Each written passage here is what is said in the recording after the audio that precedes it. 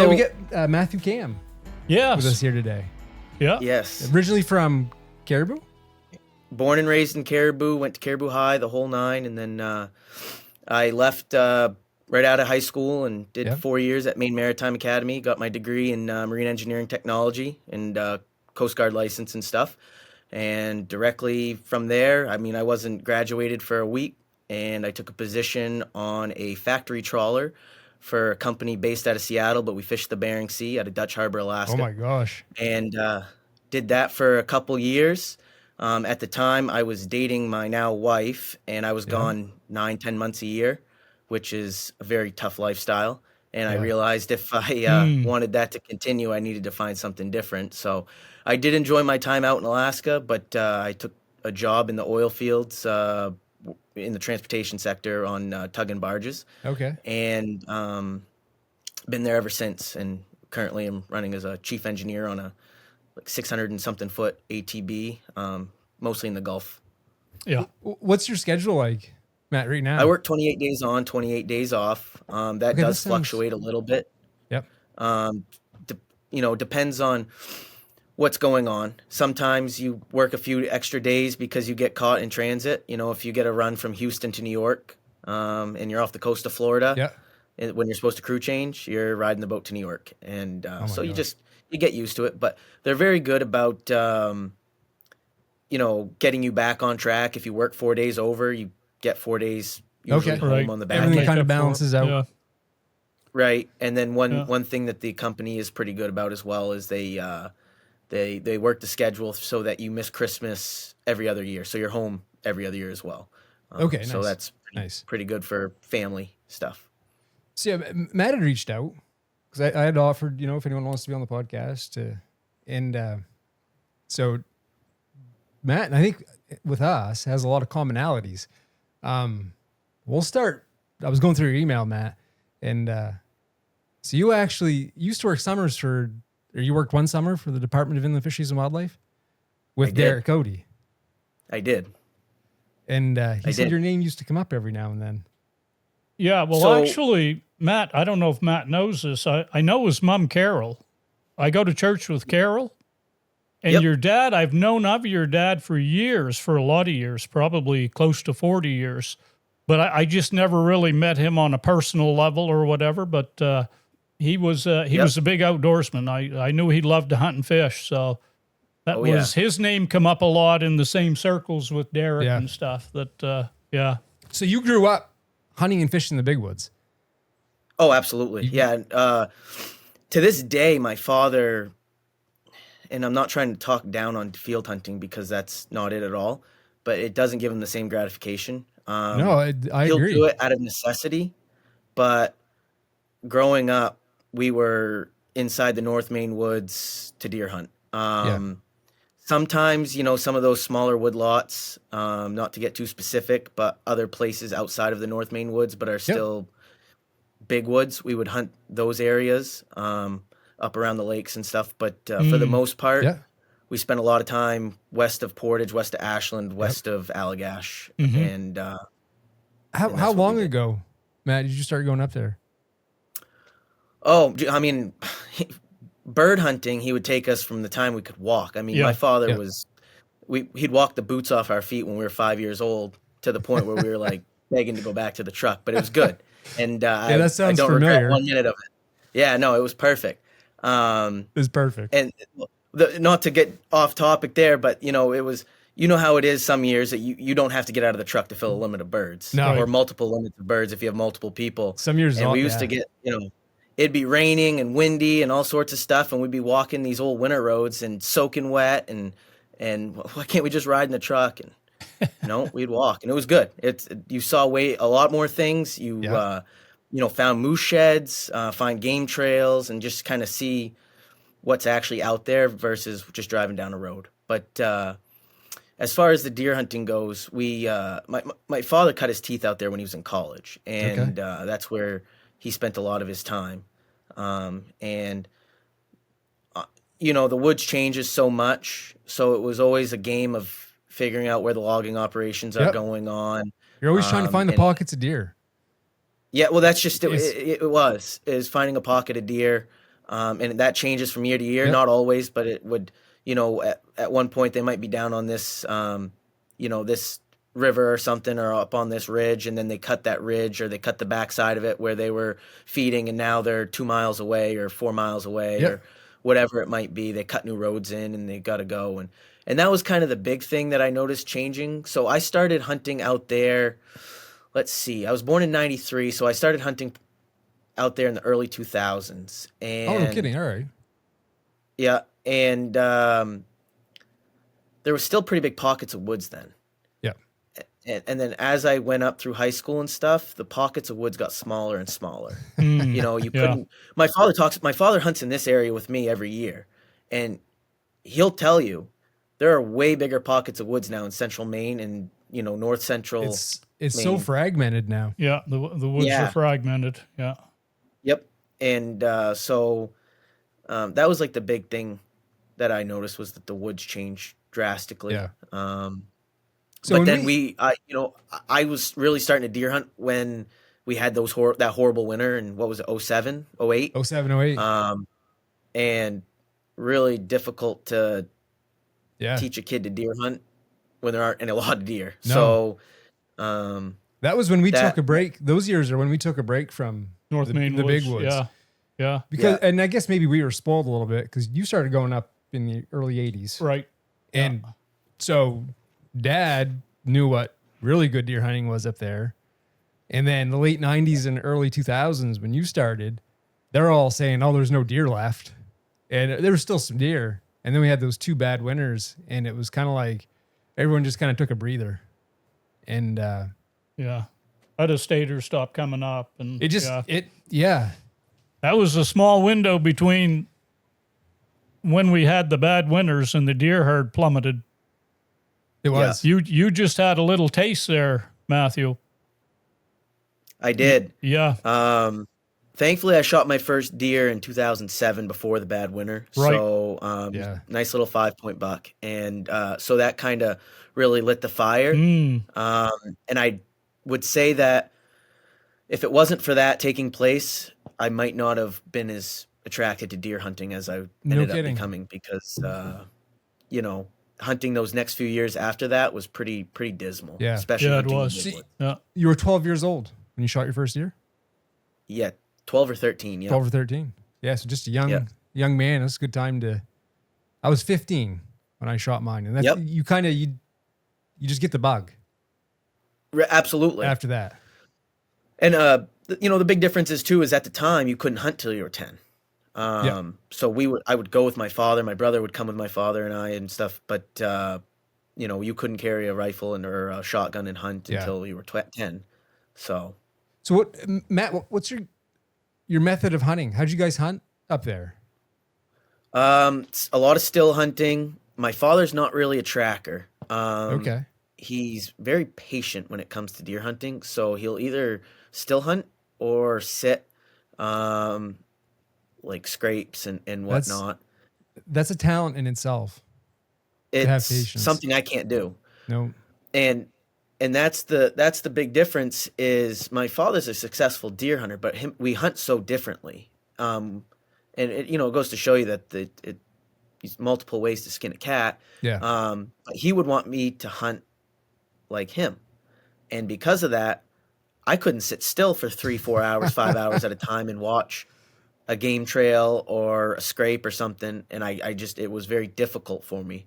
It wasn't until that I kind of went to college that you hunt how you want. Yeah. And I started doing a lot more still hunting. I do some stand hunting. I don't hang tree stands. I have a climber that I'll use because you can a little more mobile. Go anywhere. And, be very mobile. And now I do a little bit of tracking if we get the snow. Yeah. The unfortunate part was it's a good approach. You almost have to be like opportunistic, whatever the conditions present. Yeah, well, especially with my work schedule, because I might not be home for when we get snow. I rarely actually am. And then the only time I really get to track is muzzleloader. Like last year, I never got a buck. I passed up quite a few smaller deer. but I tracked some really nice deer, and should have had one. Had him within 15 yards in a bed in a place that I couldn't pull the trigger. The unfortunate part about Central Maine is that you do have houses not everywhere you go, and this deer was in a big piece of woods, but there's houses on the outskirts. Yeah. And we marched for 2 miles straight, right directly towards a dirt road with like 3 houses on it, and he bedded down on a rock wall behind one of the houses. No kidding. And I come around a blowdown, and he was bedded on the edge of the rock wall, and I could see the deck. I mean, there was no opportunity. He was a nice deer. Did you get a good look at the deer? So what's that? Did you get a good look at the deer? Yeah, great look at that deer. Big buck. He wasn't. He had a very symmetrical 8-point rack, Yeah. chocolate colored rack. And the interesting part about it is I shot an 8-pointer in there. When I say in there, within like 2.5 miles of where that deer was. What was it, 2 or 3 years ago? And like, if it was, you could have said it was the same deer that I shot, just a little bit older. Same, he had a curl on the end of the rack, very chocolate colored, symmetrical 8-point rack, just beautiful deer. That's the other interesting part about this area specifically, which I don't know why, but we don't get the big bodied deer that you would think we would for being as close to the western mountains that we are.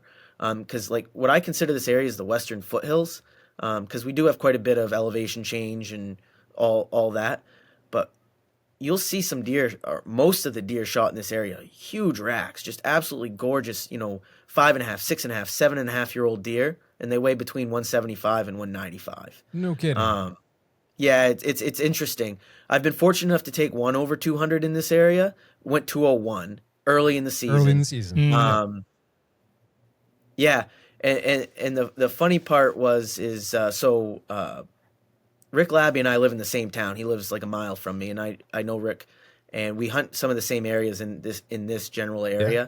And he knew about the buck that I shot, and when I told him I shot it, he figured it was 220, 225, like, and I did too before I got it out of the woods. I knew it was a big deer, but they're so short, and as you guys know, you get your weight with the length. Yeah.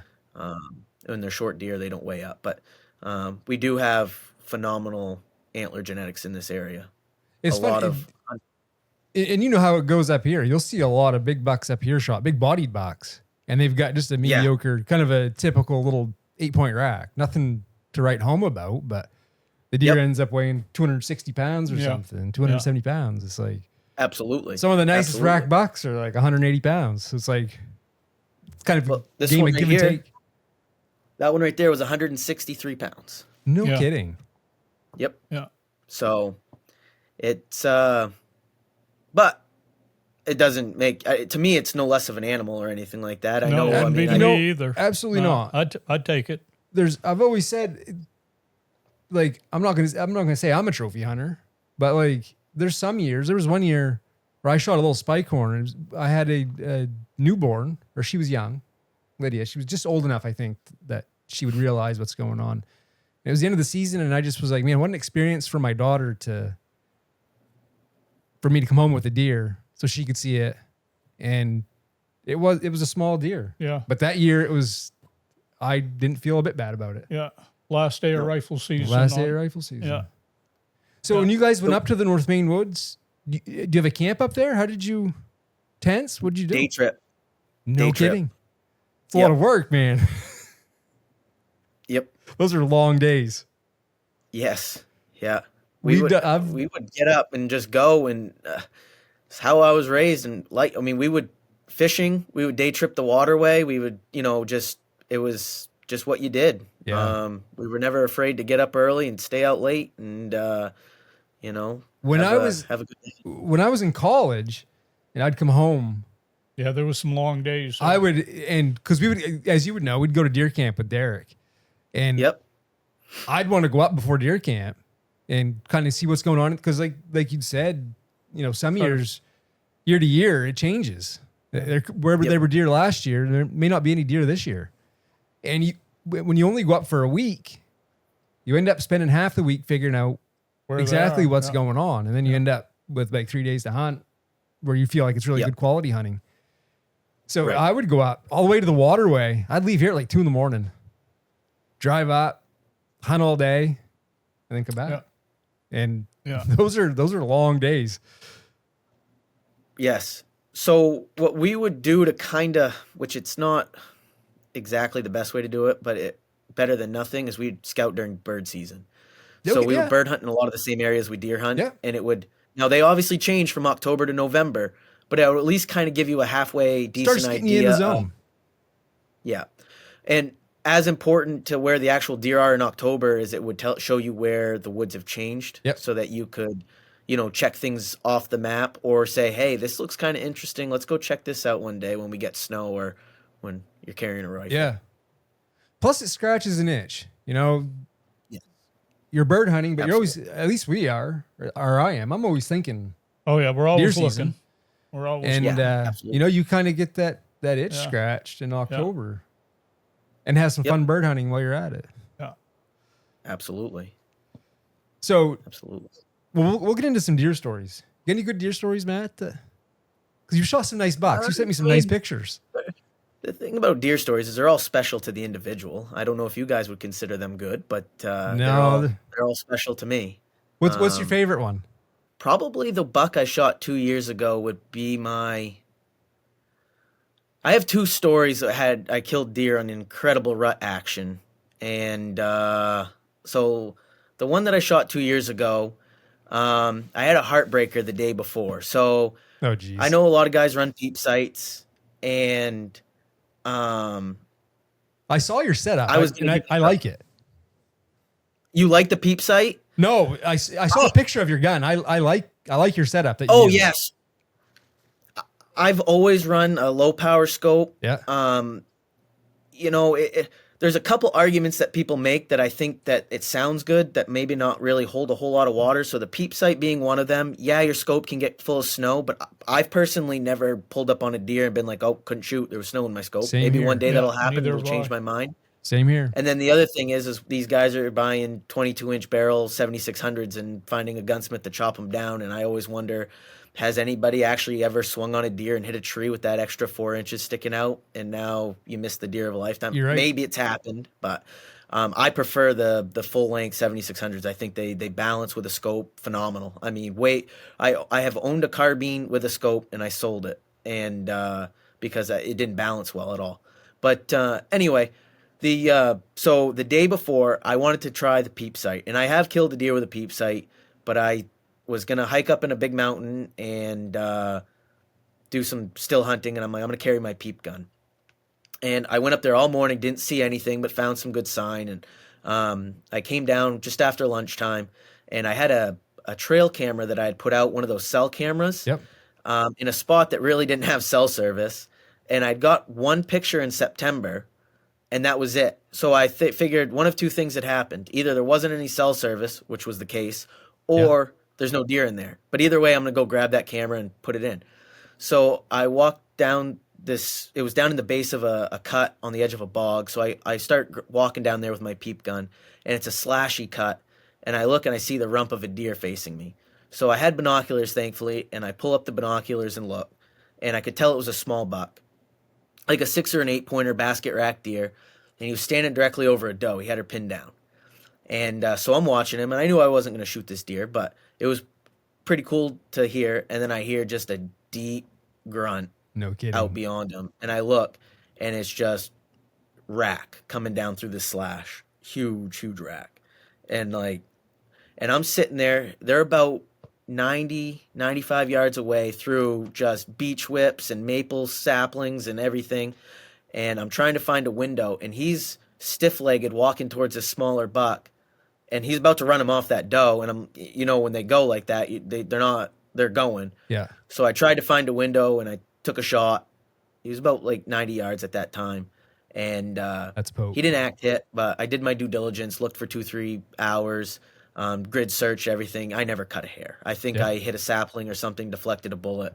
And what my heartbreak in that story is I know if I would have had my other rifle, my other 7600 with a scope, I probably would have killed that deer. I was just going to ask that question. Right, because And that's the thing is everyone's like, oh, you never shoot more than 50 yards. Well, I've shot more than 50 yards more than a few times. So, anyway, and the thing is, I'm confident with a peep out to 100, but what you can't see is the saplings in the way, in the windows. You know, you can see that a lot better with a scope. But anyway, the next day I said, I'm going, and I'm taking that peep's going back in the gun safe, and it's staying there. I was so disappointed in myself. And I hiked up a different mountain, and at the top of this mountain, there's just one small little cluster of oaks, and there's a set of bowls. And so I'm hiking up this mountain, and I get up into this beech thicket, and a deer was bedded down, kind of off of there was like a bench off the bottom of the bench, and I just see a piece of rat go in a bound, and I could tell it was a halfway decent deer, but I never really got a good look at it. I said, well, at least there's deer up here, and that's encouraging. Yep. So I got to the top of the bowl, or to the top where the oaks are on the edge of the bowl, and there was all sorts of fresh feeding sign in those oaks. And it had rained the night before, so it was so easy to tell that the deer had been in there. And I worked the wind so that the bowls were, on the upwind side of me. And I start getting to the edge of the bowl, and all of a sudden I hear deer just start blowing below me. No kidding. I know they hadn't seen me. They hadn't heard me because it was quiet. I said, what's going on? And they blew for about 2 minutes, and then all of a sudden it was like the seas parted. There were does going everywhere, does and fawns. I said, that's weird. And all of a sudden I hear a grunt, and here comes a 4-pointer, and he's chasing 2 does and a fawn up. I mean, they came by me at 10 feet, and he's grunting every bound, just chasing them. Yep. So I had seen this happen. I've killed deer with this happening before. Early in the season, what I found, and I don't know if it holds any water, but when the small bucks are chasing, the does aren't necessarily ready, and the bigger bucks, the older deer, know that, but they don't want to be too far away from the action, be left out, so they kind of typically tiptoe behind and just kind of keep an eye on things. So I made the decision. I said, I'm going to sit here for about 15, 20 minutes and just wait. And after about 15 minutes, nothing going on, I said, well, obviously there's nothing else going. We're going to just keep poking through these bowls. I made like 2 steps, and I look to my left, and I see rat coming down. No kidding. And he came right to me. I shot him at like 20 paces. It was nice, 7-pointer, older deer. He was 21 inches wide, only weighed 175 pounds, but he had big wide rack on him, and it was a snotty drag out of there, but that was a good story. And and he did exactly what I had said. He was coming right up the same trail that buck was chasing those does on. So you were prepared. Growing up, I was incredibly blessed to learn how to fish from my father. And I'm gonna boast in him, not in myself. He was a pioneer, did a lot of things that people had never seen up in the county. Tried a lot of stuff. What he would do is kind of watch Great Lakes tackles and stuff, and kind of learn from them. And he was running all sorts of stuff that maybe you guys still even heard it to this day. Fixed cheaters on downriggers, sliding cheaters, like stackers, all sorts of stuff. Planer boards, like we were doing this 15 years ago when nobody had even heard of it in that area. And it was kind of funny. You'd get back to the boat launch, and people would come up and, hey, how'd you do today? We did all right. How'd you guys do? We got 3 salmon. We had a good day. Oh, glad to hear that. Yeah. And we had 33 salmon that day. Oh my God. Yeah. Doubles, triples, quadruples. I remember one day, it was early 2000s. We caught 15 fish over 4 pounds one day. Holy smokes. We had fish up to 7 pounds. My father's been very fortunate, but it's due to hard work, and he's thinking outside the box, Matt. Thinking of just because it's never been done doesn't mean it won't work. And like you say, if they're doing it somewhere else and it's working there, try it. Yeah. So I've had people, someone emailed me the other day actually and said, how come you guys don't use planer boards and stuff like that? And of course, my response is, I'm kind of a traditionalist. I kind of like, the traditional trolling a tandem streamer, but that comes up quite a bit now. Planer boards. Yeah. And I think more people are doing it up here. Yeah. So I've been trolling them for years. I mean, I have multiple sets, inline boards, so they clip right onto the line and stuff like that. And I run them as much as possible when I fish everywhere across the state. I have a little bit bigger ones now so that you can pull lead core on them, and I can pull up to like Okay. 8 colors of lead core pretty comfortably without them blowing back too bad. And it's kind of amazing how you could say the fish are down 20 feet. So 20 feet on lead core is about 4 to 5 colors. We figure 4 to 5 feet of color on lead core. Okay. You put a 5 color off the side of the boat, and then you put a 5 color off a board, and you start catching 3 to 1 on a planer board. It's kind of hard to not believe that there's something behind it. Right. Why is that? I don't know. Because I don't know much about it. So what they do is they pull your lines out to the side, Okay. and away from the boat. And I think what happens is on some of the pressured lakes, they get boat shy. They Okay. have boats driving over their head all day long, all spring long, whatever, and they kind of learn that you hear that noise and you go out to the side and get away from it. Well, then all of a sudden your lure's 50 feet off to the port or starboard of Okay. the boat, just kind of doing its own thing out there, and it works. Now, I'll say it's not like every day. I mean, I'm not saying that it's the end-all, be-all, but it is certainly a pretty impressive tool. Caught a lot of nice fish on planer boards, and It's you know, kind of like but when we're trolling when you go to do the loop and you turn Exactly. around. Yeah. They You can almost always get a strike when you're way just way making back a turn. in the day. They said that you often catch fish on a turn. Yep. But when Yes. you're pulling streamers and stuff, back Yep. in yeah. So, So, like and- I say, I've always had my ear to the ground, so to speak, in the outdoors. And if somebody mentions somebody or something, I always remembered it. So it doesn't matter if it was hunting or fishing, and it could be a place, it could be a person, but I was always able to file that away, and so that was just a minute conversation with somebody 30 years ago, and they were talking about your dad or whatever. Does Yep. he still fish quite a bit, Matt? yeah. Funny story about that is he went up. It was maybe a couple weeks ago now to where we were talking about, Right. and I asked him how the salmon fishing was, and he goes, because the salmon fishing has gone downhill up there, but I said, oh, how's the salmon fishing? And he goes, it was slow. I got a few, nothing over 20 inches or 21 inches or whatever he said. And he says, I did get a trout though, nice one. I said, oh, really? How big was that? He says, 5 1/4. 5 1/4 pounds? He goes, yeah, it was a good one. And so spoiled that a 5 1/4 is a fish of a lifetime for most people. It Yeah, is. it is. And Yeah. he's just caught enough of them that it's just another 5 1/4 pound brookie or 5 pound brookie. What's the biggest know- trout he's caught? Up around there? I think 6 and change or almost 7 Holy pounds. cow. How about salmon? Yeah. 10 1/4. Man, Yeah. that's a nice. I actually got a funny story for that. When my father was in college, so we fly fished growing up. I did a lot of fly fishing. Yeah. I went to the Maine Trout Unlimited trout camp on the Kennebec River and tied flies for them and did all sorts of stuff. Like you kind of pick your hobbies and stuff. I would prefer to troll in the summertime, but Yeah. we did a lot of fly fishing. But the Maine salmon fly fishing is like world renowned. Grand Lake Stream and Yep. all these other places that they've been writing about them in books and magazines for 100 years. So my grandfather wanted to come up and visit my father and go fishing for a salmon on a fly rod. So the first time he came up to Maine to fly fish for salmon, they went on one of the rivers local to you guys, and my grandfather caught a 10 1/2 pound salmon. And my father looked at him and said, do me a favor, never come back and do this again. You'll never beat it. And Yeah. he came back multiple times after that, but that is a true story. My No mother's parents, my mama and papa, grew up on the lake, and my papa had never caught one that big, and I don't think that set too well with him that my grandfather came up and in the first couple Right. hours he caught In one one like that. shot. But, Yeah. Boom. yeah, We're that's actually- 100% pure luck. But We're headed out Sometimes- tomorrow fly fishing. We're going up in the woods. What's that? We're headed out tomorrow to go fly fishing up in the woods. Yep. Around noonish. that'll be good. Yeah. I can Do the pretty much ponds? guarantee we're not going to catch any 5 pound brook trout. No. Hey, well, you never know. You never know, but No, my no salmon money's like on that my money's on though. we're not gonna.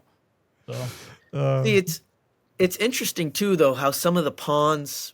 So when I worked for Region G, we did a lot of surveys on those ponds out west. Yeah. In the North Maine woods, whether we would do creel surveys or gill nets or trap nets, whatever. And it was interesting to see how some ponds, and they might be right next to each other, one would be full of like 10, 12, 14-inch trout, and the one literally a quarter mile away would have a bunch of 18 and 20-inch trout. Yeah. And it's interesting just to see, and neither one of those get a lot of pressure. Neither one of these ponds, has a huge difference in depth or temp, but for some reason they grow, different in different bodies of water. So you did that one summer with them? Yeah, I did. That was the best job I've ever had to this day. I don't think I'll ever beat it. Pretty laid back bunch of guys, aren't they? And Derek, Frank, and Jeremiah are just absolutely great people. They're good at their job. They care. That's the big thing, is they care about the fisheries, and they try to, and the thing is you're never going to make everybody happy. Some people are going to think that they're not doing what they should be and all this other stuff. But I think what needs to be said, if people don't realize, is those guys have to cut a lot of red tape to get things done in the state. All the fisheries biologists, all the wildlife biologists do. They can't just make a law. We're going to do this to body water X or body of water X, and then it comes into play. Like, they have to submit it, and it has to go through the legislature, and it has to, they can only do it so many times or every so many years and stuff. So for the resources that they're given, I think they do a good job, and they're truly looking out for what's best for the fisheries. Well, and they were great guys to work for. To further illustrate that, I guess the example is they wanted to, at our home lake, it's not open to ice fishing. Right. And they wanted to open it up.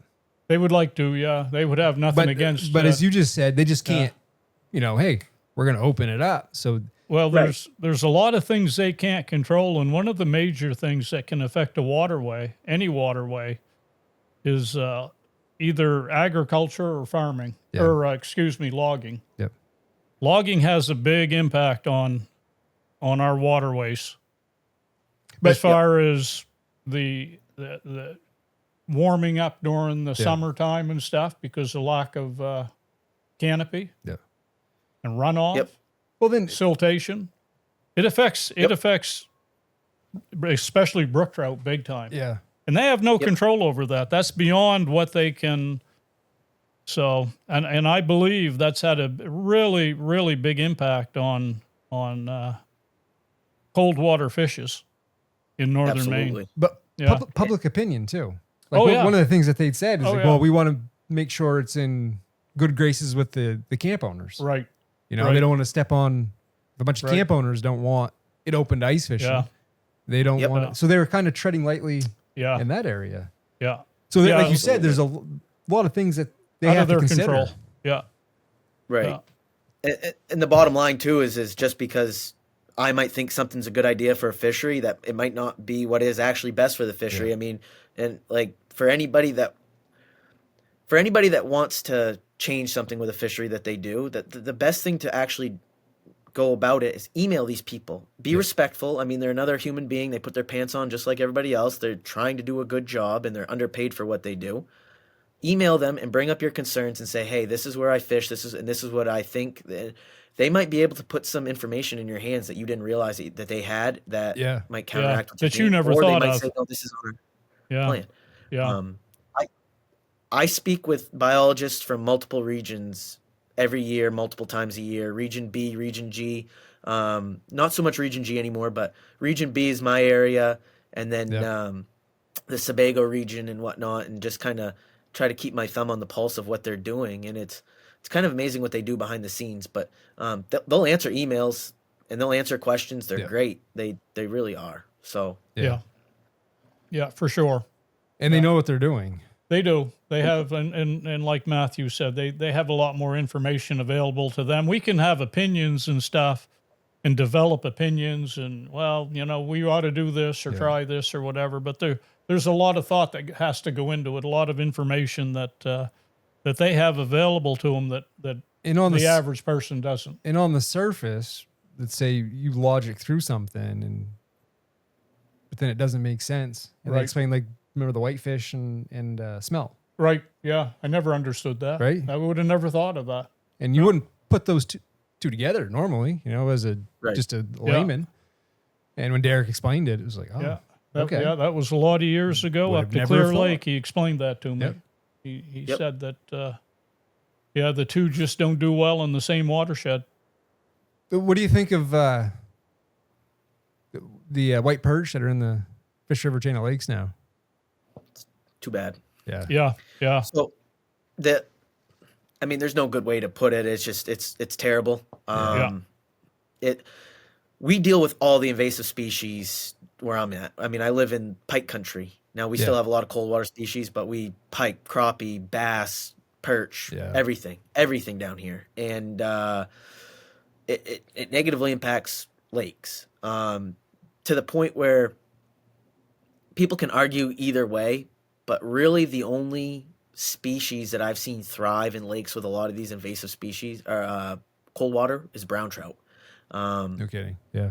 I hate to say it for central and southern Maine, for a majority of the bodies of water that aren't deep and have like good bait populations and good dissolved oxygen and all this other stuff, brown trout soon are probably going to be about the only cold water species that they can keep sustainable in there that will actually have holdover rates. Okay. Like you don't see any brook trout holdover here. Very few lakes are good for salmon in the area. There's a few, but they're well known and whatnot. In the Belgrade Train of Lakes, they've been trying rainbow trout in Long Pond, and I haven't really asked the questions, but I can't imagine they're seeing the returns that they want to see. Yeah. Just from my experience of going out there, you'll catch them, but you're not seeing a whole lot of holdovers. Whereas like the brown trout in this area, you see a big variation in age class. It shows that they're doing well and they can sustain. But like I fish some of the lakes around here, and I've caught 4 and 5 pound brown trout with teeth marks in them, fresh teeth marks from pike. No, so northern pike, they just don't discriminate. So as far as the white perch up there, I'm not going to say it's the lesser of two evils, but it's better than other things. But it's too bad because how they affect it is they breed like so, they grow populations so fast. They can overwhelm a waterway. Yeah. What is it? A 1 pound? I think I read like a one, like and maybe Matt knows more about it than I do. That I think I read I did a little research on white perch and stuff, and that a 1 pound female white perch can produce about 300,000 eggs, where a 1 pound female brook trout is like 300 or something like that. It's they just overwhelm a waterway, and that's a good example too of, so. Let's say the brook trout fisheries in the lake starts going south, going downhill, and we want to blame the biologists for not doing it, but they had no control over, and they have no control over like white perch, invasive species, and there's nothing you can do with them. Now it's just managed damage control. Yeah, they're here now, and they're not leaving. Nope. So. Nope. Yeah. And it makes you wonder how they got there. Right? Yeah, because I wondered a lot about that. I have a a few theories, but I think a bucket biologist. But they were put here by, and I'm wondering, and this is just a big shot. We have a big influx of downstaters for the fishing derby, and this is just my theory that they were probably brought up at that time. Yeah. They they definitely were brought up. We know that somebody let them go in the lake. Yep. Now, I would agree with you. If I had to take a bet on it, I would say that it was someone that came up to fish and had it in their bait and probably didn't know it was, or had a whole bunch of them not knowing what they were. Because I've never personally caught a white perch in a bait trap down here, but I've caught crappie and I've caught other things that, so it's not hard to believe that someone threw a bait trap in a creek or in a pond or something and trapped a bunch of bait and then brought it up to fish the derby. And that's when all the people come up. I mean, it would be logical. You have a lot of people coming up at that time. It is busy to fish. It is busy, and they're not coming from the north; they're coming from the south. And so, I'm not blaming it, and that may not be right, but to me, there's some logic there that could have been the way. Yeah. Right. So because the best of my knowledge, and I could be wrong on this, but the only population of white perch prior to them being in the Fish River chain was south of Holton. Yes. Correct. So it's not like they were in the, in your backyard for years and then they, a bird carried them across. Exactly. They had to come from a distance. Quite a ways. Yeah. Yep. Yeah. Absolutely. Yeah. It was Absolutely. a shocker the first day we caught one. Yeah. You'd caught Well, one. the first person I contacted was Derek. Yep. I sent him a picture, and I knew what it was. I'd never seen one in person alive, but I was 99% sure. So I sent him a picture, and he sent me, his information, and that he knew. He said they'd been in there a few years, and they were in all the waterways up to from Long Lake to St. Floyd. Yeah. And at that time, they weren't in Portage, but he said, as far as he knew, that it was only a matter of time before they got to Portage. And they'd thrive in Portage. That's shallow. They water. are in our They're- little that's lake that we have a camp on. You can go out. The last time I fished for them, 3 5-gallon buckets in a day. Yep. So it's great with the kids. Summertime, bring them out, and they like to eat them. So it's like, well, when life gives you lemon, make lemonade, I guess. Yeah. In fact, I saw one just the other day. We were in town. We went across the bridge. There was a guy fishing off the bridge, and he brought one up. Okay. He had one. Yeah. I said, well, that's a white perch. Yeah. So, Yeah.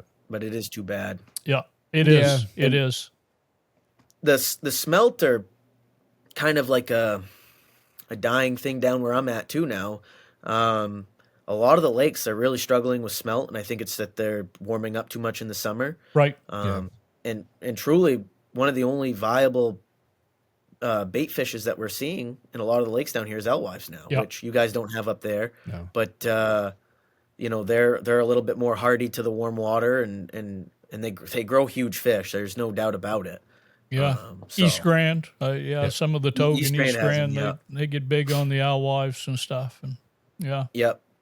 And the interesting part is, so like I said, I keep in contact with a biologist, and there's a narrative out there, and I'm not saying that it's wrong. I'm just saying that I don't necessarily agree with it, is that the alewives are really, really bad for the salmon. And the reason for this is there have been studies done on like the Great Lakes, and they create a B1, vitamin B1 deficiency in the fish, so thiamine. Yep. And what this does is it basically produces the spawn will have a failure to thrive. They'll die early. Yeah. Too much the deficiency in the B1, right? Yeah. So when Sebago was really having a hard time, a lot of people were pointing towards the alewives as well. Lake trout was huge and stuff. But there's been a narrative that, hey, these alewives are terrible for the salmon. They're terrible for the whole fishery and whatnot. And so we're kind of fortunate on the Sebago side of things because we get a huge data pool. They pull salmon out of Sebago every fall and strip them of milt and eggs, and they hatch them at the hatcheries. Yep. And, that's what they use for stocking. Yep. So I reached out to the hatcheries and I said, hey, have you guys ever seen a failure to thrive on a hatch? Nope. So there's people saying the alewives are bad, but there hasn't been any evidence to prove that they actually are causing the issues that the alewives are So told to cause. And I guess what's the how are the alewives causing a B deficiency? so apparently, and I'm not that great with this stuff, but they have they're high in what is it, thiaminize or something like that. It's the element or the chemical that they have in them that creates like a B1 deficiency. But if you research that side of things, you'll also see that are they rainbow high in an smelt- enzyme that breaks down vitamin B? Yes, exactly. Okay. They're high in the enzyme that breaks it down. Exactly. makes sense. But Yep. so aren't rainbow smelt. Okay. And the rainbow smelt are, if you look it up, they're equal. They're not equal, but they're also high in it. So but where I guess where I'm going with this is they do grow huge fish, and they are a very good bait supply because they'll choke the lakes with bait, and you'll see them in like the lakes around here. You'll troll through some of these deep holes, and they'll just be, you won't even mark bottom on your fish finder because it's all bait and it's No all kidding. alewives. Now, where I think the salmon might struggle with them is they typically like deep water, close to bottom and stuff, and salmon necessarily don't want to go 100 feet down to eat. Right. Okay. Right. So, Yeah. That's interesting. I'm gonna have to look into that. Yeah. That's something I haven't. I knew there was a controversy with them being in, and I really didn't look into it too much because, well, we just don't have them up here where we fish. Yeah. So, but I read a lot periodicals, magazines, and stuff. And I knew there was a bit of a controversy with them being in the lakes. And So it must be, I'm Yes. just thinking out loud here. It must be thymidase. That would be an That's what it enzyme is. that would break down Yes. vitamin B1. Yes.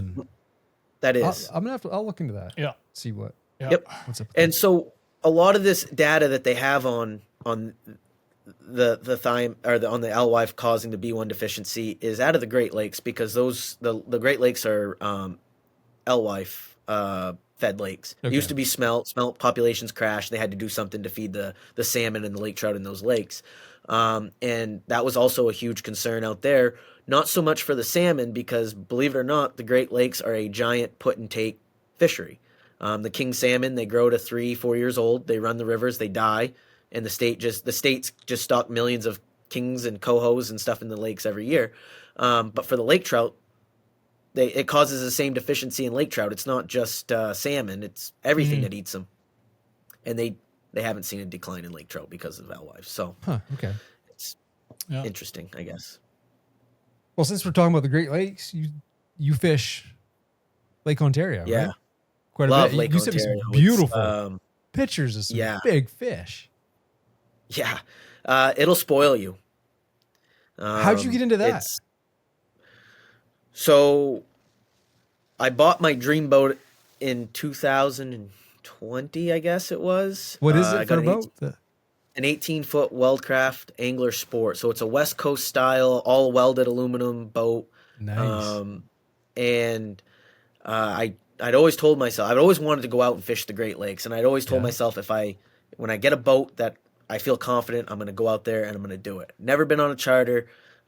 Just read books, watched videos, and Figured it out on your there's own. a lot of great information out there. So we went out for the first year and I caught the bug. I mean, we caught multiple king salmon up over 20 pounds, and it sounds fun until you actually have the first one hit and take 350, 400 feet on the hit. Like, just burn. They literally have burnt drags out of people's reels. They go that hard. So then after that, I was just like, I'm all on board on this. I'm going to go and do this. So I upgraded my tackle even more, and now we go out. I'd like to say we go out a couple times a year, but now since we've had the baby, I get one trip out a year. We're going with my father and I, and a friend of my father's from up in the county as well. We're going to all go down and fish the end of July for 4 days or so, and it's a blast. It really is. I'll show you some of the pictures that he'd sent. Just huge. So we, my brother-in-law David used to go out every year. Okay. And one of the names, Matt, Oswego, are you anywhere? Yes. Yeah. Yep. That's a popular name that I've heard mentioned many, many times. I've never been, but like I say, my brother-in-law used to go out every year out there. They chartered Oswego is like one of the biggest fishing ports on the east end of Lake Ontario. It's kind of a mecca. Yeah. And I fish about 45 minutes west of that, out towards like Sodus Bay area. Yeah. It's quieter. There's less people. Right. Yeah. This is really, if I hear about it, it has to be well known, because I'm out of that loop, but I've heard Oswego many, many, many times and stuff. Yes. Yeah. Yeah. Oswego's good for everything. Lake trout, king salmon, brown trout. The cohos go towards Oswego in the fall to run the rivers and stuff as well. And it's an amazing fishery. The way that they manage those fisheries out there is pretty amazing as well too. And it's fun. Someday I'll get out there. Yeah. I have highly a hard time recommend leaving it. Maine. What's that? I have a hard time leaving Maine. Yeah, I love fishing Maine. I mean, like I said, it'll spoil you, but I've been fortunate enough that I fished on the West Coast. I fished in Mexico. I fished in Portugal. I've fished in all over Portugal. And I still come back to fishing Maine. I do.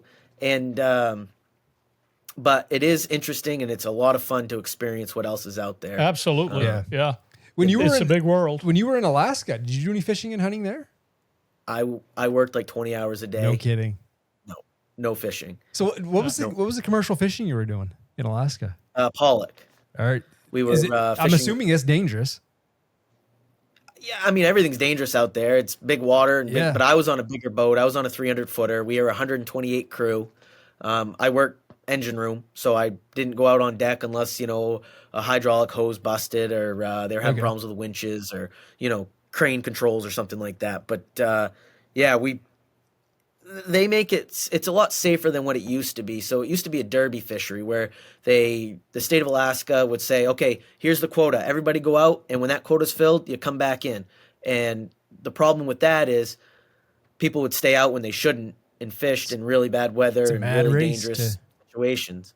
So they changed the fishery, and now everyone gets allocated a certain amount of quota, and you have a certain amount of time to catch it. So if you lose a day to 30-foot seas where you tuck in behind an island, there's no pressure. It's not a big deal. Yeah. So do you make it up at all, Matt, to hunt the big woods up here in northern Maine anymore? It's been a while. Yeah. Honestly, the only big woods, if you'll call it that I get recently is New Hampshire.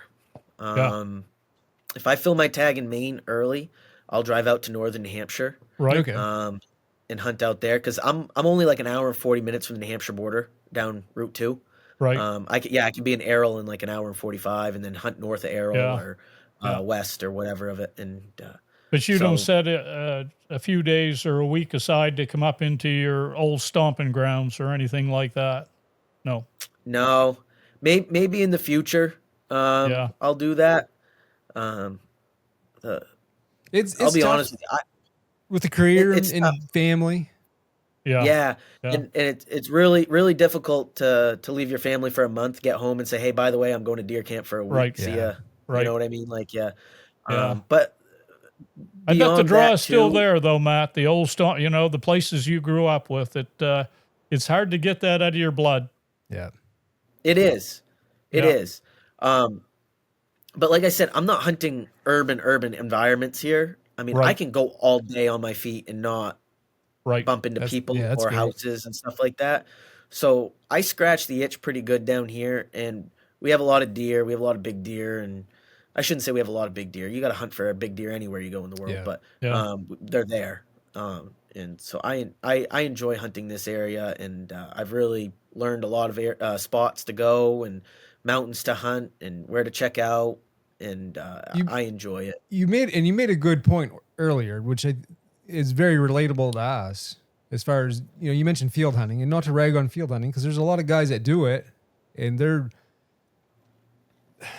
element of difficulty is different than what I'm doing. But like I live right in the middle I live in Fort Fairfield, and all kinds of deer around my house. Yeah, and my wife, she struggles with the fact she's like, how come you don't just hunt out back? She's like, you can shoot a deer, no problem, right behind the home. I mean, it's not the same. I have no desire to go out back and hunt at all. It just doesn't do it for me. Yeah. Yeah. And your wife and my mother must get together and have coffee, because my mother would say the exact same thing to my father all the time. Why don't you just go behind the house? You're going to get a deer back there. Yeah. It's just not the same. Yeah. And it's hard to explain to some people. Some people get it. And obviously, and you're the same way, but it's hard to explain to someone exactly the why behind it. Yeah, but there's always a draw to the big woods. And the interesting part too is and I haven't been up there recently enough to see it myself, hunting wise, but it seems like the amount of food plots popping up in central Aroostook County is everybody's doing it. Everyone that owns 2 acres. They're all around here. Plot. And they're successful. They're very successful. Of course. Why wouldn't they be? I mean, it's you're bringing an attractant into and you see a few food plots around here. Definitely people have them and stuff, but it's not like up there.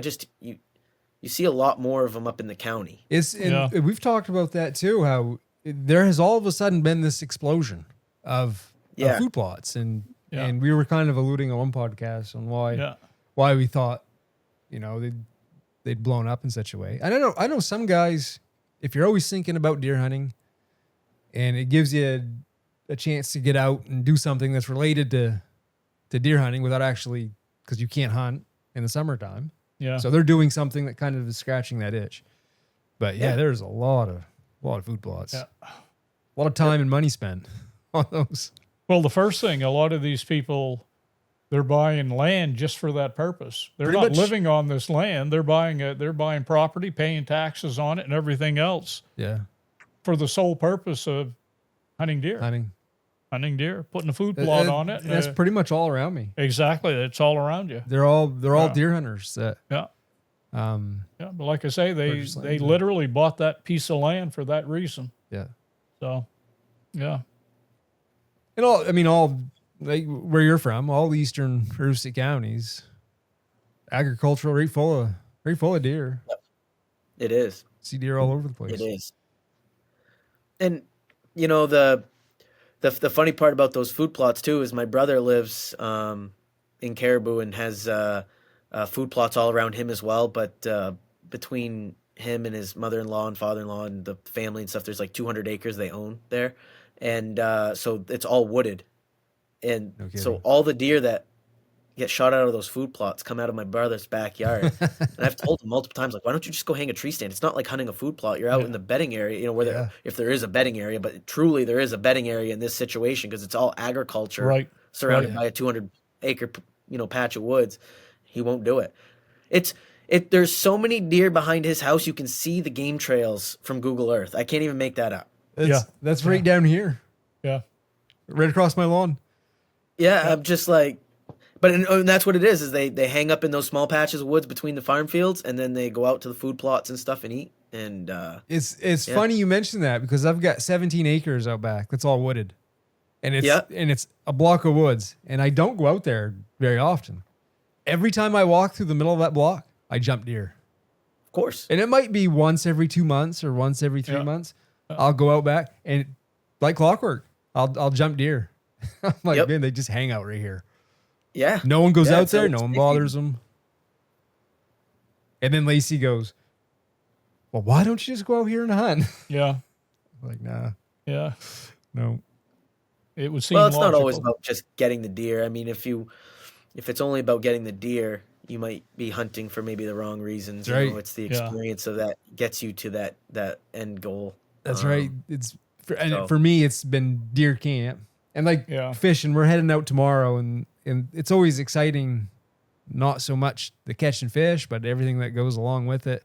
Packing up, getting everything together, the camping and stuff. Fishing some new spots, coming up with a plan, hitting some different ponds. Being out quite a ways off, off the beaten trail or whatever, is we like to hike. No connection to society. Right. That's no internet. Yeah. Yep. That's the good part. Absolutely. Yeah, we've put in a lot of effort some years and hiked into a pond or whatever, and nothing. Never regret it though. A bad evening or whatever. Never. Yeah. You never feel bad about it. No. I would do it again. Yeah, we do. Yeah, that's the funny part about that too is I think that's one of the issues that I've seen with a lot of people in the outdoors recently is they're so scared to fail. Like you said, you guys hiked into that pond. Yeah. Didn't catch a fish. And they look at that as like a failure, and it's really not. It's more information. And that's a good point with deer hunting too, man, because like I think it's something that happens when you get older. Like when I was younger, it was very important that I shot a deer. And I tended to be a lot more driven. Right. Like every day. And I find myself more and more now, and Dad could probably attest to it even more because he's pushing 70. Yeah. I have days where it's just like, I get curious about something and I find myself, it's like, gosh, I'm not even really deer hunting right now. I'm kind of, and you see so many cool things and I never feel like it's a lost day. And I definitely don't put the pressure on me if I'm tracking a deer or doing something. I don't put the pressure on myself anymore to always be like, I got to get a deer. Got to be just on it. Yeah. Yeah. Because there's just so many cool things you see, and it gives you it gives you a break. Right. A break from that. It's not my job, so yeah. But I think a lot of people, they feel the pressure to, they got to come back with something, or else, like you said, it was a failure. And man, it's never a failure. I fail a lot. That's right. Yeah. Yeah. That's the thing is the deer can win every time, but as long as you win once a year, that's all that matters. That's all it takes. Right. Yeah. It's all it takes. It's all it takes. You can fail 100 times in a row. 101 works. Yeah. That's all it took. Yeah. But I want to talk about your gun for a minute because you brought a good point up about because you use a low power scope on your pump, and I'm a big fan. Same way, I have a gun with a peep, and I get the itch to want to carry it, but I just can't commit to it. Right. And for the same reason that you would just explain, like I just feel like, man, I'm going to be hamstringing myself in a certain situation. And I'm so comfortable with my setup with the low power scope. Yeah. It's never handicapped me. And so I don't have a reason to not use it. Right. And I think what it comes down to is like, the Benoits use peep sights and Big Woods Bucks pushes the peep sights. And so guys that are getting into it, or maybe, they look up to these gentlemen and say, oh, they idolize them a little bit and they want to just be like them. So they run peep sights. I think what people really need to do is just test things out for themselves and say, hey, maybe a peep sight is the right thing for you. That's great. But I would say for a lot of people, it's not. That's excellent advice. Yeah. Yeah. Finding something that you're comfortable with, that you operate. Because as you know, things happen so quick in the woods. You can't be thinking about how to run your gun. Right. It needs to be just like an extension of your body, an automatic, right. Just boom, boom, boom. And if you have a gun that you're comfortable with, and some people may say, well, that's not the right gun for that. Well, I guess that person who's hunting decides what's right for them. Well, so I think it comes down to a couple things, and I'll say this. So first off, to be good at anything, you need to practice. It doesn't matter what it 100%, is. But a peep sight being especially, like you can't shoot a peep sight, run half a box of bullets through your pump with a peep sight on it and think that you're going to be just proficient with it in the woods, because it's just not the case. You have to shoot a lot. And the guys like Hal Blood and whatnot, they just shoot a lot. So that's why they're so good at it. It's not by mistake. No.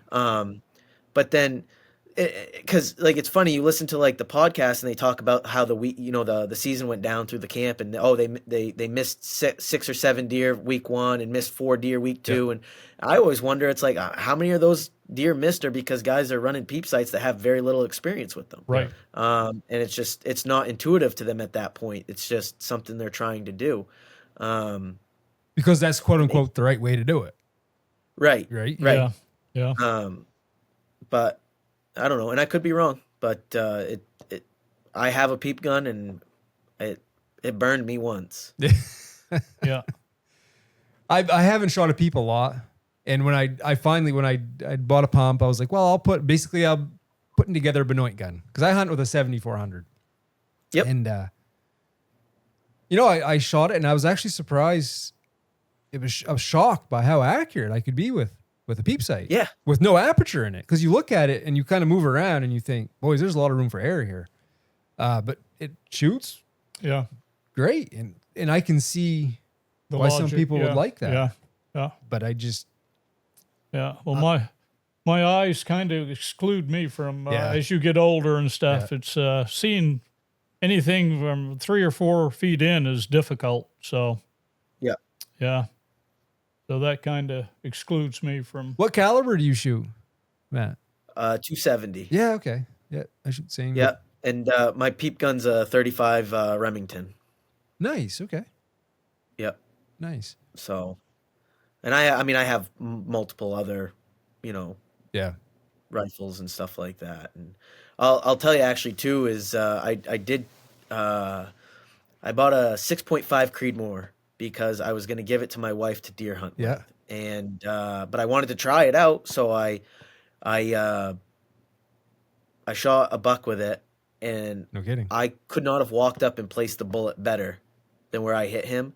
Not a drop of blood, tiny pinhole in, no exit wound and stuff. I was not impressed, and I'm not trying to knock 6.5 Creedmoors, but I was not impressed with that round. So it doesn't come back out of the gun case. We shoot it and stuff. They're fun to shoot, but that had become such a popular. Yeah, popular. It became so popular. Yeah. And like I said, it wasn't like I tried to knock it through both shoulders or anything. I mean, I hit it right in the meat behind the scapula and the front shoulder, and hung up in the hide on the back side. And the deer went like 40 yards into a swale bog, and I ended up grid searching to find him because I didn't have a drop of blood. That's stressful. Anything. It was Yeah. It was kind of unfortunate, which I've shot deer with 30-06. I've shot deer 270, 35 Remington, all that stuff, and I've never had that issue with any of them. I think, any of those rounds and stuff. Yeah. Usually if it doesn't come out the other side, you're not going to get much for blood. The entrance hole usually doesn't bleed much. It's the exit hole that you get the blood out of. So you want to punch it through for sure. Yeah. Yep. So do you guys use like any calls when you hunt? Any? I do a little bit, and we've done it more. I know it's become really popular, calling. Yeah. I do. I carry. We both carry a grunt call. We do, and I carry a tipper can. There, I just bought that last year. First year I carried it.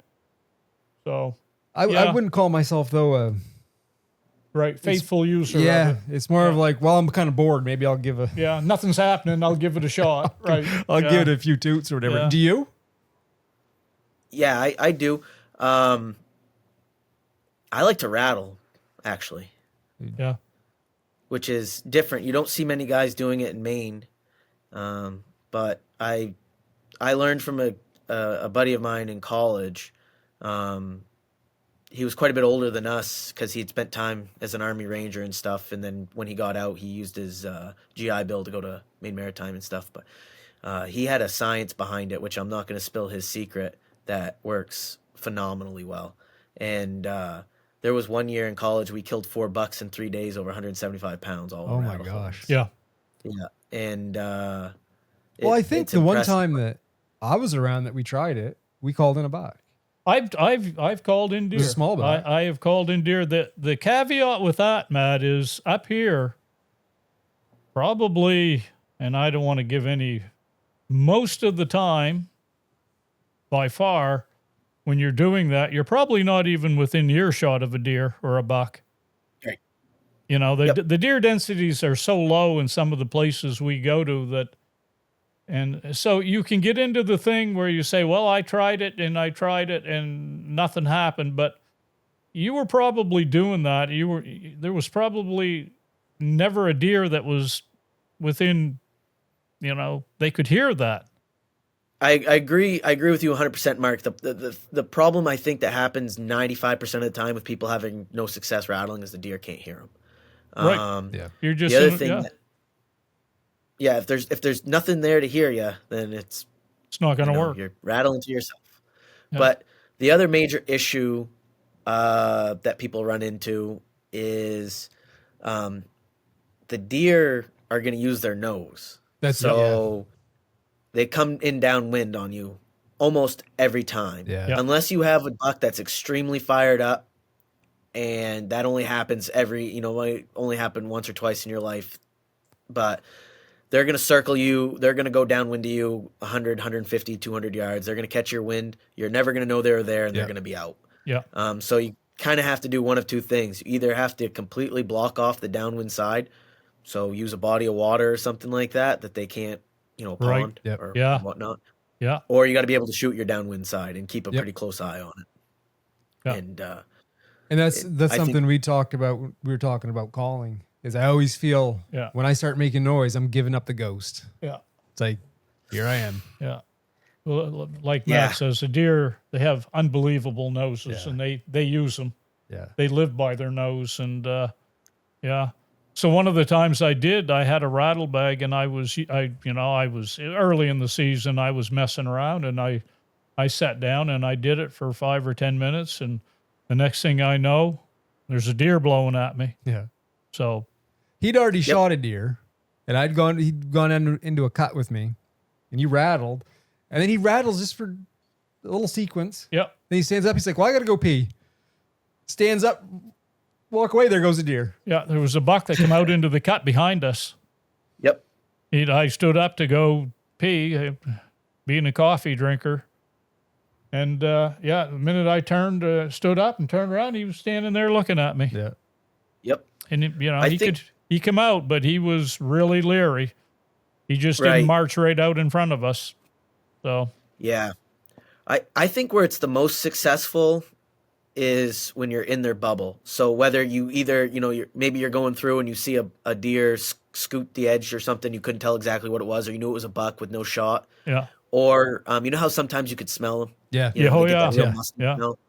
That's, I think, when it's the most effective. I killed a buck down here, well, quite a few years ago now, but exactly what happened. I jumped him out of his bed, and I went about 75 yards away, rattled twice, and on the second sequence, I just slammed the rattling antlers together. I didn't even actually rattle, and the deer came running right to me. Right, I was in a little, I was in a climbing tree stand, but I was only up about 5 or 6 feet, so you could see over the underbrush, and he ran right to the base of the platform. We locked. I'll never forget this to the day I die. We locked eyes at like 5 feet. Oh my Just gosh. like looked down, and like his eyes actually grew in size. They were like, He's open. like, Yeah. oh, He God. realized what had happened, Yeah. and he button hooked around, and it was too late for him. Yeah. But you know, I've had some good experience. I've rattled in a number of deer in Maine, and it's when they get fired up like that, there's Yeah. no other experience. Yeah. My first buck was like that. Yeah. We could smell him, Yeah. and then he heard us, and he just came He could hear us. barreling down through the woods. Yeah, right we could directly at smell us. him. He was just off to the side, but he didn't know what we were, and Right. he came down to see what we were. Yeah. He just right Yep. through he was breaking branches and everything else coming down through the woods there. Absolutely. Wasn't he surprised when Yeah. we got a 30-30 shell or bullet? Yeah, right in he the- wasn't the doe. You guys weren't the doe he was looking for. No. That's for sure. No, No, no. this doe had some bite to it. Yeah. Yeah, that's right. Yeah, that was a good. So. That was a good hunt. Yes. Well, good. Yeah. Shall we end her? Yeah, that's yeah, it was And we can still it talk. was, There's no. yeah, it was a pleasure to meet you, Matt. Yeah. Yeah. Absolutely. I thank you for having me on. No, Yeah. man. Thanks for joining us. It was. Yeah. It was a blast. And yeah, you had a lot of good insights. I appreciate that.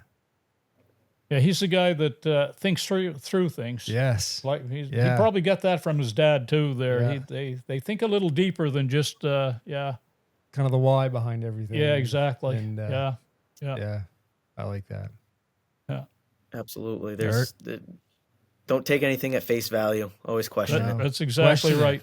Yes. Yes. Yeah, we don't want to fall into the rut of thinking, well, the way that this person did it, or the way that it's always been done is the best way to do it, or the only way to do it, or whatever. There's always other ways, and Yep. Sometimes there's better ways. you're right. Yeah, Yep. Oh, good. Absolutely. yeah. Well, I guess until next time, get outside. It's good for the soul. See ya.